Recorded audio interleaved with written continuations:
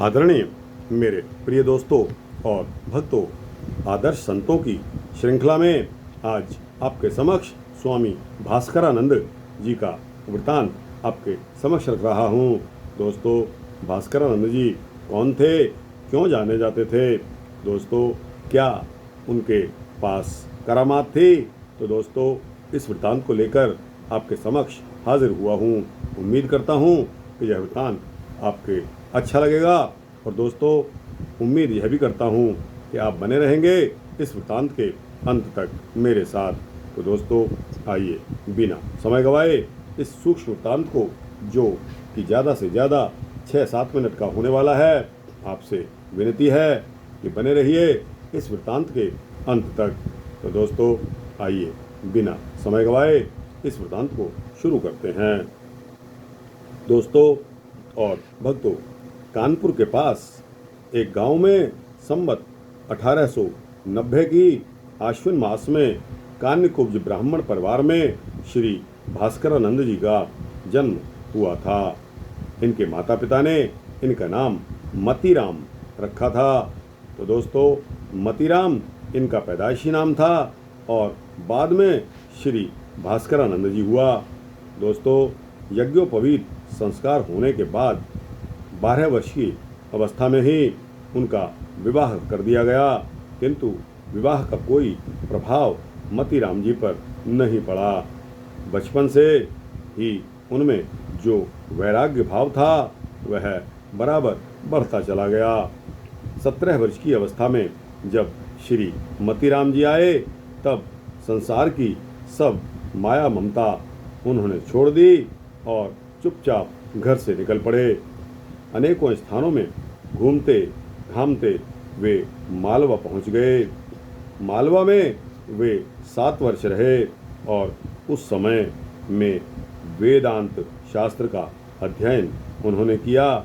उसी समय के प्रसिद्ध महात्मा स्वामी श्री पूर्णानंद जी सरस्वती उज्जैन में ही थे।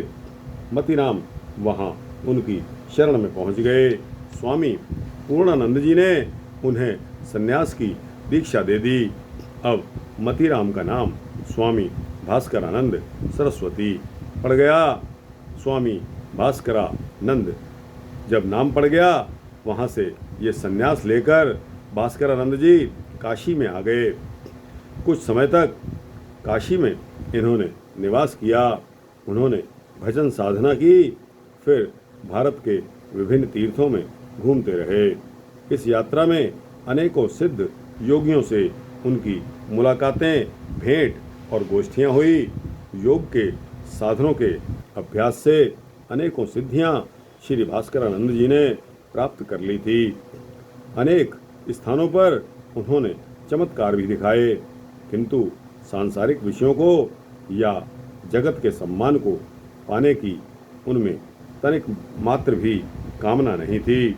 उन्होंने यह समझकर सिद्धियों का प्रदर्शन बंद कर दिया कि इससे जगत के लोगों की भीड़ एकत्र होती है और मन का मोह बढ़ता चला जाता है। इसके साथ ही भजन में भी बाधा पड़ती है। जीवन के अंतिम क्षणों में वे दिगंबर ही रहा करते थे।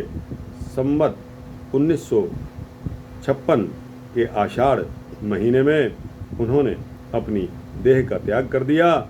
उनका दृढ़ विश्वास था कि श्रद्धा के बिना आध्यात्मिक लाभ नहीं होता। श्रद्धा और विश्वास ये परमात्मा के मार्ग में बढ़ने की मुख्य सीढ़ियां हैं। श्रद्धा और विश्वास, वो भी आपके मन में यह कोई कामना नहीं होनी चाहिए।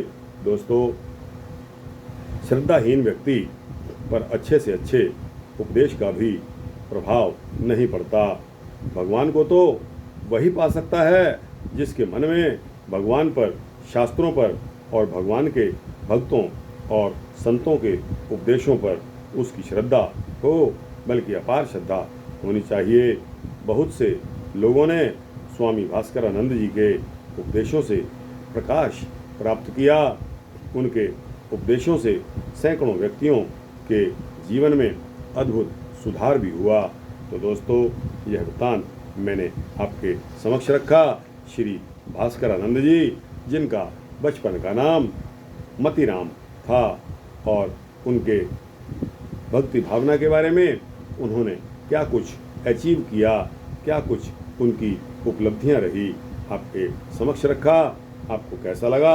अच्छा लगा हो तो इसको लाइक और शेयर करते हुए अपने दोस्तों, भक्तों, मित्रों, जिज्ञासुओं तक पहुंचाना। दोस्तों कमेंट सेक्शन में जाकर अपनी राय अवश्य देना। और दोस्तों इस चैनल को आप सब्सक्राइब कर देंगे तो आपको इसी तरह के सूक्ष्म भक्ति वृत्तांत मिलते ही रहेंगे। जय भास्करानंद महाराज की जय। श्री राधे श्याम।